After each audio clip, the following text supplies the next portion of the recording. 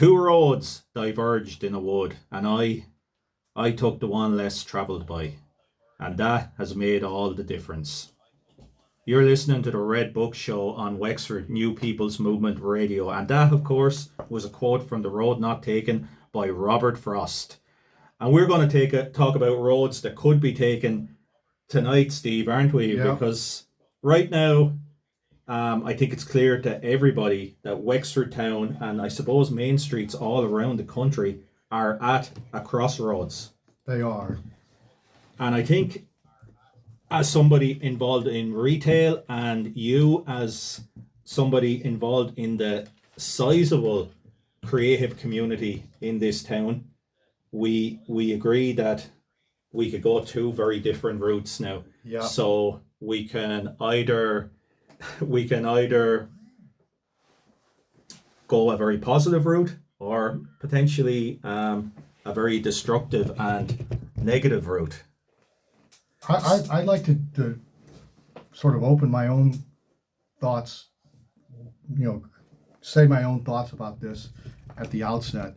Is I used to live in North Dakota, as some people know, and I was an economics professor there, and I specialized in economic development, rural economic development, and I had a very enthusiastic cadre of students. We had an MSU, Minot State University Econ Club, and we would do these field trips on the back of what we were learning in class about economic development. And we went out to these different towns. They were all like in the northwest corner. If you've ever been to northwest North Dakota, it was like, back then especially, it was isolated. I remember one time we drove out to Crosby, way on the northwest corner, and I suddenly had the opposite of claustrophobia. I forget what it's called. The space was too wide open, and I got very anxious. I said, "I'm never going to get home again." It was irrational. But you have this feeling of being like on a land sea, as one writer, Kathleen Norris, put it. And so you go in these little towns. They're like oases in the desert, and visit them and find out how they're doing about economics. Now, we were trained not only about economics, but we also learned about rural sociology, and this is almost more to that point. We saw three different types of towns that we classified. The first type of town was where complacency ruled, and basically the complacency type towns, they wanted to live in the past and keep living in the past, and everything was fine before, and why can't we keep living the way we've been living? The world doesn't wait for you, though. The world has technological change, demographic change, industrial change. Businesses leave, other businesses don't come back in. And we were talking earlier, I mentioned, I think it was an aside, about the library in Lemon, South Dakota. That was actually one of the towns that we ended up going to. Well, we didn't go there as a group, but I went there myself a couple of times. And that was a town that had complacency as their watchword. They wanted everything just the way it had always been, or at least since the 1940s and 50s, but it wasn't staying the same. They went right from complacency to what I call deep despair. So when they couldn't bring back the past, they didn't know what to do. Then some of these towns were in deep despair. Basically, they got to the point where they thought nothing is really worth even trying. The town is dead, basically, like, sort of like, tombstones waiting for the names, like the Eagle said. But now, somewhere in the middle between complacency and deep despair, there was slight level of dissatisfaction. And the people who had slight level of dissatisfaction saw their town was in a crisis mode or was approaching a crisis mode. But rather than sit around and complain about it and hide from it, they got busy. There was a town called Carrington, North Dakota. They started a pasta plant because North Dakota had tons and tons of durum wheat. That's used to make pasta. So they thought, why should they make all the pasta in Italy and somewhere out east? We could make the pasta in this town. And they actually got a pasta plant going called Dakota Growers. They made all types of pasta there. So they did something proactive. They looked at what was possible and they went after it. Now, was there risk involved? Of course there was. Were there naysayers, so to speak, as they used to call them there? Of course there were. But some people just forged ahead and said, let's do this because it's possible. And they did. That's the most desirable environment to have, a slight level of dissatisfaction. And I don't think we're in deep despair here in Wexford Town. I think right now what you're saying is you're at the slight level of dissatisfaction and you're worried about the future, right? But there's still possibilities to do something. So I got on the speech there, but those are my I agree thoughts. with you 100%, 100%. And that's like we said before the break, having you here, it always helps me when I get stressed about these things because you can put a very academic slant on it. And I have to start this by saying that I don't have any theory behind me, and I'm not an economist. I can't forecast predictions for the town. Everything I'm going to say is based on guttural instinct and time doing this particular job and based on books from previous years. And what I see is that we are slightly behind what is now ravaging the UK and has ravaged the United States. Um, and it's far beyond retail. I'm going to do it. I'm going to set it up as to talk about retail on the main street, and because I think it links into everything else. Right now, I think we have two roads that we can take. We can accept the great abundance that Wexford has to offer in local art, in in the lively local music scene and the young musicians that want to come up, in the quirky independent shops we have here, and the strong town identity that people living here and nearby feel. We have something very positive, and we could turn that into something that would make us, as we have been talking about for years, the Galway of the East Coast. The alternative is we do nothing and we end up like Torquay or some of the many small towns in Cornwall, which are now, well, they're not towns anymore. They're places where people stay in their house and avoid people. They they don't exist. The shops are all boarded up. There is no community, and there are huge. To say there's antisocial issues would be Putting it would be mildly. playing it down. Yeah. Um, Drug addiction has just taken over. Mental health crisis, and we have those problems, but not on this scale. Yeah. This is a Yeah. scale that I would describe as like something out of Mad Max. Yeah. So What were those towns like 25 years ago? well, there's a lot of reasons why the UK situation is different. They were industrial towns, Yeah. and there was a huge deindustrialization thing in England for many decades. They saw it coming, and Thatcher really finished the job and decided that the miners, the Cornish towns, were mining towns. She killed that, and now we have a second wave of that with technology. Yeah. Nothing ever came in to really replace that. No. And you had a lot of young men and women with no jobs and no careers, and a lot of them would have been involved in retail then afterwards, because after the mines closed, then the factories closed, and then retail is closed, and there's nothing left there. There's nothing left there for anybody. They're wastelands. What? The seaside towns would have Yeah. been tourist areas. They were wiped out by cheap commercial Yeah. airline tickets. Yeah. People were going to Benidorm instead of going to Blackpool. Yeah. Well, here's another thought. I won't be as long-winded as my first thought, but watch. We're both a little bit older. I'm a lot Yeah. older, actually. No, I'm not I going to wouldn't do say my that. old person voice because this is a serious conversation. But watch the young people. What are they doing? What are they thinking? What are they feeling like? And John Ralston Saul, the Canadian writer, was very insightful about the prairie provinces of Canada. When I was in North Dakota, they were right next door. Culturally, the prairie provinces of Saskatchewan and Manitoba were much like North Dakota. And what Saul wrote was the young people are leaving, not necessarily because of low wages or lack of job opportunities. They're leaving because they cannot imagine living in this place in the future. They can't imagine living there, so they need to imagine they go someplace else where they can imagine that they're living. Now, looking at Wexford Town right now, I thought it was much more vibrant when I first arrived, but that's okay. It's still vibrant, and I see young people here still doing things, doing amazing things in the arts and in music and culturally. And so I see a cadre or a group, a core group of young people that can still imagine living here. And that's something very hopeful. and we need to basically get behind I everything that they're doing. I spoke to two of those young people yesterday.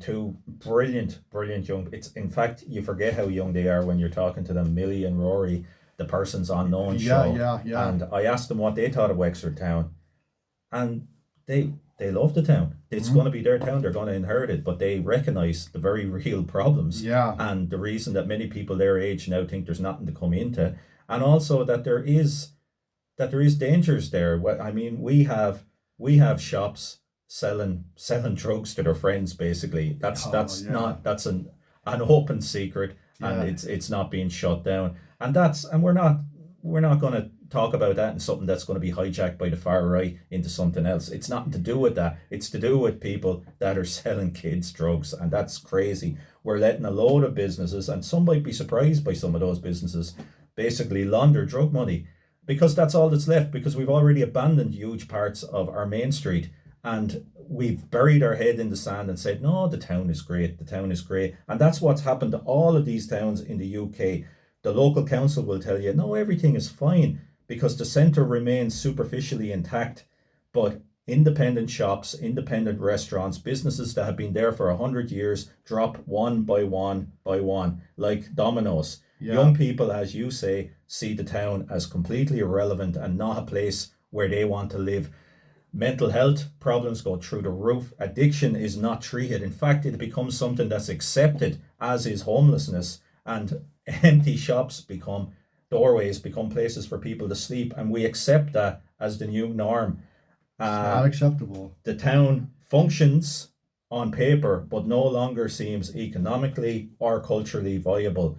And that is possibly 18 months away for us in the current climate, and the economy we don't know exactly when it might come, but we need to be on the alert for it. Well, our problem is that Yeah. our economy on paper looks extremely strong, because our GDP is basically being more or less looked after by a couple of tech companies. Yeah, don't be Whereas fooled by our GDP. local economy right around the country is in tatters. People don't have enough money to spend on necessities. They certainly don't have disposable income. And whatever way we look at it, there's 40 shops empty on the main street, Yeah. and they're not being replaced. Now, but let's look at the positives, We because will. there are Yeah. very real Yeah. positives. Good. There are places in Ireland that are booming still. Yeah. Galway is a booming, lively, vibrant place. People come from all over the world to Galway. And, the great thing that Galway done, its real achievement, is not that it's this great art town or a great university town, but that it is recognised as being that it is vibrant. It's Yeah. recognised as being vibrant, it's recognised as being a place with a buzz, and a place you want to visit, The image a place is you want to go. the image is reality. Yeah. Yeah. So could Wexford be the Galway of the East Coast? Well, it's a vision, right? It's a vision that Wexford could pursue, instead of just wondering we don't know what to do with ourselves, and we don't have a vision. Well, there's a vision right there, and I think everybody, wherever they are, ought to look around them and say, what sort of role can I play to help make things better? There's many things, for example, that I can't do, but there's a few things that I can do. And I don't want to overplay my economist thing, because I'm talking like metaphorically here, but to me, economics is like athletics. I'm a little bit over the hill, right? I'm not up on the current like practices and technologies and everything with the profession, but I have ideas. And I have understandings still from all of my years of being an economist. And my contribution, I'm going to give you a couple more analogies in a minute here. Yeah. My contribution is to have those stories, to have those almost visual pictures and ideas on something, a concept or a theoretical foundation with which to carry on and go somewhere. Well, let's look at this. We have more bookstores and art galleries than any town in Leinster outside of Dublin, and that's a provable point. Whereas we have always been one of the more impoverished areas of Leinster. That's also a provable point. Yeah. But we have these things, which means that this stuff is happening organically here and developing, and there's a demand for it, which already gives us a strong footing. We have some great cafes. We're a little bit low on music venues, as some of the young bands Yeah, coming in here will tell you. But we could do that because we have a whole lot of empty buildings, that's a problem and that could be easily fixed. all of these things can reinforce each other. Creativity will bring about new festivals and new reasons for people to enter the town, which then creates new reasons for young people to stay in town after 6 p.m., Yeah, which creates reasons for the local link to run services beyond 6 p.m. It all goes from one thing to the other. Empty upper floors of shops could become apartments and studios. that's huge because, I mean, conceptually, just it's right on point. We have a homelessness problem. We have a housing shortage that's extreme, and we have businesses like struggling on Main Street. Well, if you put people downtown in those apartments, they live downtown, and by the very fact that they're living along the Main Street, it's going to change things on Main Street a lot, and you're also going to help out to some degree the housing shortage if you create new housing there. That's like a problem asking to be worked on right there. Yeah. It's a solution asking to be found right there. But you just got to have the will to go for the overcome the problems to making that vision happen. And of course, collaboration and grassroots action are essentials in this, aren't they? Yeah. Pippo left a message in the chat there about Other Worlds. Other Worlds was a great success, but Other Worlds was not run by any authority or any business. It was several small businesses and individuals working together, including yourself, Steve. Yeah. Working together for the benefit of the whole, not for any kind of ego thing or anything. And it showed that when you put something on, you give people a reason to come into the town. They'll come in their droves. Yeah. And that's, but of course, having one event once in a while is not enough. No. And then we can look to towns like, well, cities like Kilkenny, Waterford, places that, now I know Waterford's in a bad way again now, and everyone's suffering, but they reinvigorated themselves at one stage or another by introducing more festivals and encouraging, I suppose, a baseline for artists and creative individuals to work together to create these creative festivals without any gatekeeping or any, just shutting people down with talk of insurance straight away. They allowed ideas to be aired. One thing that's very important is you have one sort of vision. I wouldn't call it a vision really, but the idea being we need to have a grand plan, a strategic plan, a 5-year plan or whatever, something big and public. On the other side, there's people who say, no, we don't have time for that, or that doesn't work, so we need to have small scale experimentation. Yeah. Now, Jay Jacobs wrote about feasible improvisation, and people who know me are probably sick of hearing me use that phrase, but Other Worlds was a great example of feasible improvisation. We had enthusiastic people, we had knowledgeable people in particular sort of areas, like, the feature films, or mine was Titanic, and somebody else was big on horror, and everybody just came together, worked on their area, worked together. I'm going to tell you a little parable story if I can. Yeah. This is how you can make progress without even having a vision. And the parable is about feasible improvisation. It's about a single company. You may have heard of it, called the 3M Company. Minnesota Mining and Manufacturing is the name of the company originally. This company started out being a sand hauling company. Now keep your eye on the ball, how they keep moving things to one thing or the other. So they're hauling sand, right? That's a humble type of business. And then they realized that we would like to make sandpaper because we got sand, and why can't we make sandpaper? So they made sandpaper. Then they started to consider the problem some more and said, we need to have better adhesives in our sandpaper. So they worked on making an adhesive to hold the sand on the paper better. Now they were also an adhesive company.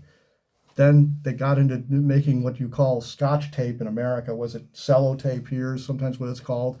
They were originators of that type of tape. It's an adhesive, and they brought plastics into it. So where's sand now? Sand has completely left the picture, right? So now they're making Scotch tape, and somebody says, we're tired of losing all of our stuff in these little pieces of paper like this. Somebody says, why can't we make pieces of paper that stick on boards and walls? Adhesives, right? With the paper.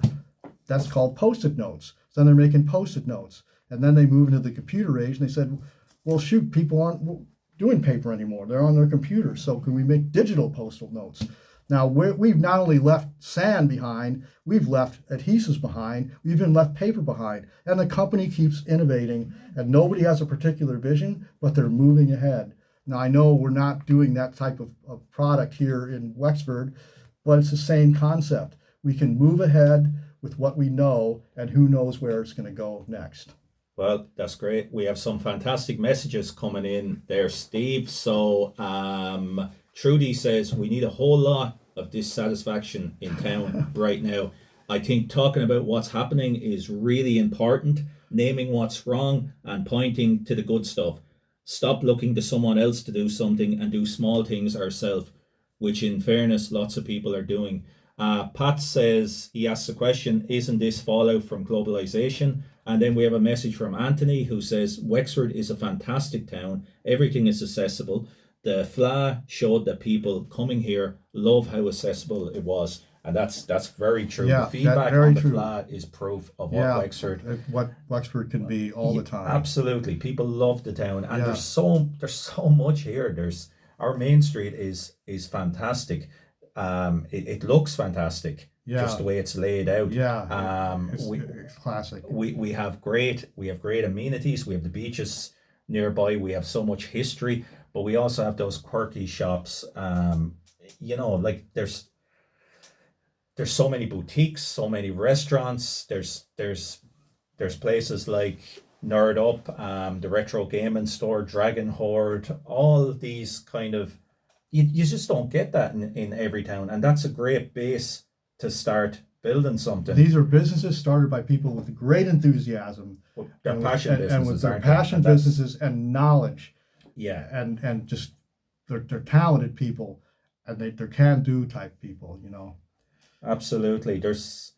I guess one of the things I would strongly think is there's no point having this constant thing on Facebook with negative news about the main street, because some of that talk, particularly last year, has scared people from coming onto the main street. There's no doubt there's issues that we have to highlight. There's some crazy stuff has been allowed to happen, but there is a lot of fear mongering as well. At the same time, there's no point, overly praising startup enterprises like, say, Eclectic Avenue, for instance, which we're involved in. There's no point just saying how great that is unless people throw their weight in behind it and support it, and unless that grows organically into something else.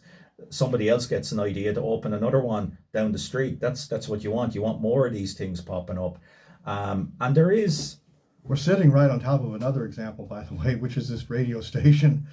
That's Absolutely. Another example of feasible improvisation. People just going ahead with some knowledge and passion about it and just doing it, And Tony, and I'm not just saying this because he's sitting opposite me with a big stick in his hand, Tony is a great example of somebody who is not a gatekeeper. He's the opposite. He's somebody who encourages people to come forward and provides them with a platform to speak. It's a great community initiative, and we need that. We need more of that. Yeah, we definitely do. Yeah.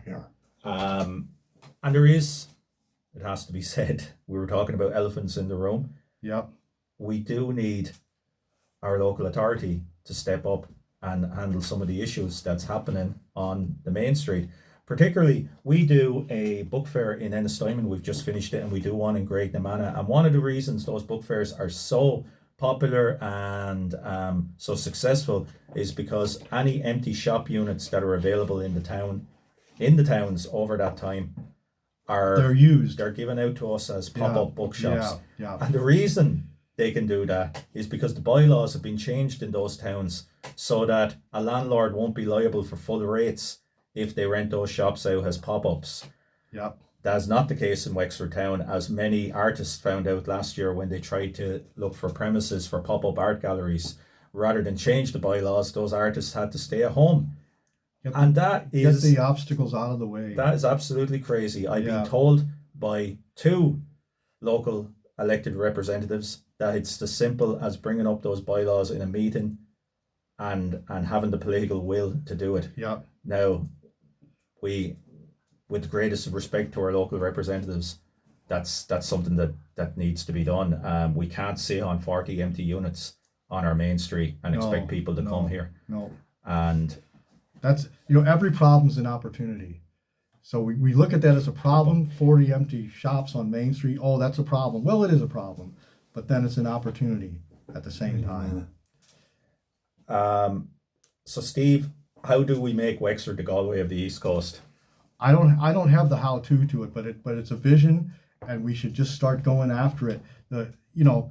Doing the other worlds was a great example of starting to go after it, and supporting other people with ideas is a great way of getting going. I had a conversation with Phil Lyons a year or two ago, and he said one of the wonderful things about Wexford is you tell somebody about your idea, and they support you. They say, "How can I get behind you That's on a that?" great thing, And yeah. I have very experienced that in my own life. Whereas Yeah. in other places you go to, the response is, "Why do you want to do that? Yeah. Why do you think that'll work? This kind of thing." And you're just basically just shut down like right away. Wexford has this culture that's very positive toward change, uh, much more than people imagine. That's very true. And as Trudy said, there is a lot of stuff happening.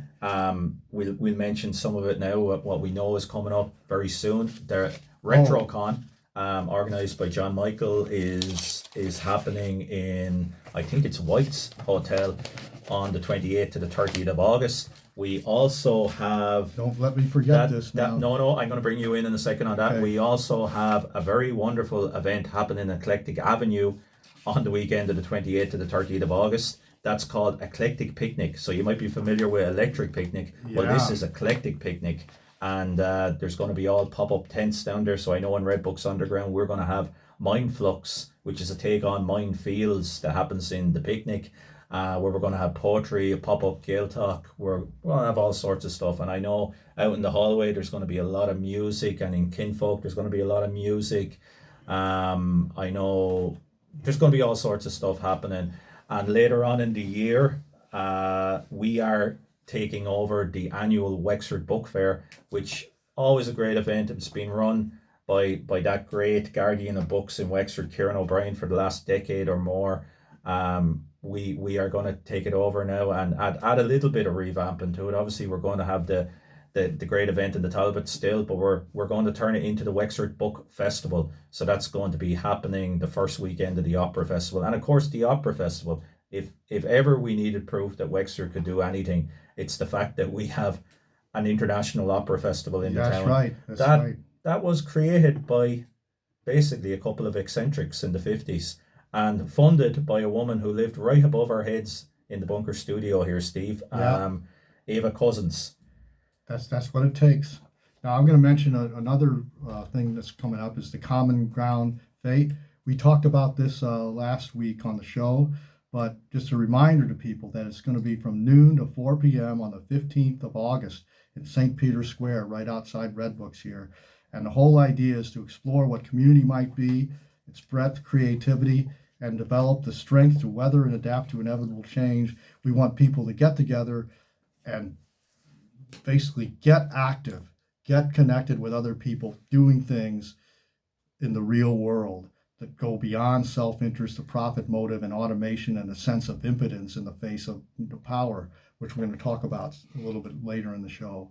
So pay attention to the possibility of participating in that. If you want to know more about it, email Leah at LBONHEIML Bonheim at proton.me. That's brilliant. That's really good. And hopefully we're going to see a lot more of those events. Pippo has just texted in there. When is the Great Namana Book Fair? That's happening the weekend of the 21st of August in beautiful Great Namana, Pippo. So Steve, you're going to finish out the show for us now. You've written a piece that I think ties in very well to what we've been talking about. Yeah, I'll read a couple of thoughts beforehand. Is that I wrote this poem. When did I write it? My brains are sort of scrambling here toward the end of the show. I wrote this poem back in. Hold on, I'll get it. back in 2022, early 2022. And I had seen a picture of Mark Zuckerberg, one of our friends from Facebook, in an auditorium filled with people. Yeah. Everybody had on those VR headsets and they were sitting there kind of just zoned out. And he was the only one not wearing a headset. And he just kind of had a grin on his face as he was walking down the aisle. And I thought, yeah, there's something here. And I sat down right away and wrote a poem called Virtual Reality. I'll read it. Authority was granted for Project Brainstorm. There the seed was planted. Liberty and dignity then still the norm. No science fiction, we don't need no education, disinformation nation just yet. And then just beyond the horizon, power was taken by a half dozen American boffin through crystal blue persuasion. Their cool rule. How is it possible? You ask me after a spell. Oh well then, why they buy what's hidden. Your remote control, the gradual and imperceptible change in your behavior. What change? You can't remember when you simply were. I knew you, how you were constant and true, like Lao Tzu, until you responded to a cue that changed how you think and what you do. Now, if you were Yorick, I'd say I knew you well. With your need so powerful for attention and approval, they did penetrate your skull. That's how they made you a dependent variable, just so you don't know what happened to you, any of it. That's a safe bet. Here, wear your headset. Your billion-hair highness gave you one too. Play in these friendly confines, a heavenly diamond filled with landmines that exist beyond your awareness. They make money from this what is. Who you would kiss, if you were conscious. What you would buy, yes or no. Wherever you would go with Carmen Sandiego. Every step you would take when you're awake, if you're awake. How will you know? They will know. They wanted the best of you. Aren't you flattered? They liked your profile. In just a little while, they took what mattered. They curated it into thin air. Whatever remains are left there. Do lie in a lazy boy chair. There's still a pulse, and that's all. Oh, so sorry, you thought you were wild and free, still 23, swinging from a tree. You've not yet realized this thing about your body, under whose authority and laws it now exists on pause, in critical condition. Oh, the present is so tense. You are in a world that makes no sense. That ought to be obvious. A whole world about to end, maybe, going through doors marked emergency. I know what you can no longer see. You are not Corpus Christi. The fantasy you are is sheer insanity and inhumanity, a daydream of pride and riches, which is, to the greatest degree, you see, promising vast wonder, but begetting this monster, which bequeaths a giant yawning machine, a great big unseen whatever. Best time waster on offer, so much for, rather, much less for, the future. Virtual reality. That's brilliant, Steve. Brilliant, as always. That's fantastic. Now, we're getting very near the end of the show. So, as always, before we end, we're going to call our Director General, Big T, Tino Lacci. Tino who, what? Tino Scalacci. Tino Scalacci. And you might give us a rundown, because now I think Wexford New People's Movement Radio is really busy, but you're telling me that you're wanting even more hardship. You want more shows. You want more people to come on, Tony, More shows, and collaborate. shows. We don't mind doubling up, but we'd like something different. You have a good idea, come in and have a chat with us. I hear Red Books. I'm here most days from about 11 until whatever. Brilliant. Or even give me a ring on 089-417-9972 and I come in and talk to you. We have up to 20 shows now. Do you want to run through them all there, Tony? Even though I know the schedule is up on WNPMR.com. Or you get the schedule there. But it's Mondays, Greg and Bushte. It's 12:15 to 1. Insights with Lee Mullen, 1:15 to 1:45. Persons Unknown with Rory and Millie. And then we have Women Let Loose at 7 to 8. Tuesdays is All Roads Lead To with Rory and Zach. The Red Book Show, which you're listening to right now, from 7 until 9. Then Wednesdays, Rory's Record Shop with Rory Corrigan, 12 to 1. The Euros and Beyond is a language program from 2 to 3. Good Times, Bad Times with Phil Hughes, 6:45 to 7:45. The Hump with Patrick Lampard and myself from 8 to 9. Thursday's Come Here, Tell Me This with Jamie T. Connect Again then is on it Thursday night 7 to 8. Friday is the indie show with myself. Saturday's Nerd Out with Nerd Up, Shane Hurley 12 to 1. Art and Culture Hour with Andy and Pippa 2 to 3. Couple of Fuckle with Ash Bracken 3:15 to 3:45. All Roads Lead 2 is a repeat of Choose's show with Rory and Zach. That's 4 to 5, and then Mixed Bag on Sunday night 7 to 9. Brilliant. But we could do with another few shows. If you have an idea, just come in and talk to us.